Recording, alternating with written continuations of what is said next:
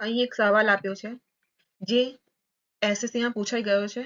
હવે આપણને જે આવનારી એક્ઝામ છે જીએસએસબી ની એમાં ઉપયોગી થઈ શકે છે એની માટે આ સવાલ અહીં આપ્યો છે. તો જો શું કીધું છે કે નીચે આપેલા વિકલ્પમાંથી કયો વિકલ્પ બાકીના વિકલ્પથી અલગ પડે છે. તો સૌથી પહેલા આપણે વિકલ્પો જોઈએ તો 10 છે, એની પછી બીજો નંબર છે 100. તો શું છે 10 નો વર્ગ 100 છે. 8 છે, 8 નો વર્ગ કેટલો થાય 64. 64 માંથી 2 જાય તો કેટલા થાય 62.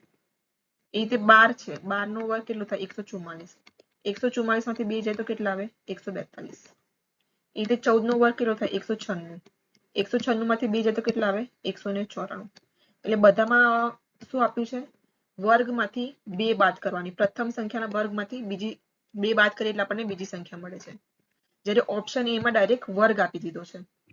એટલે આ ઓપ્શન એ જે છે એ અલગ છે. એટલે આપણો જવાબ થશે ઓપ્શન એ.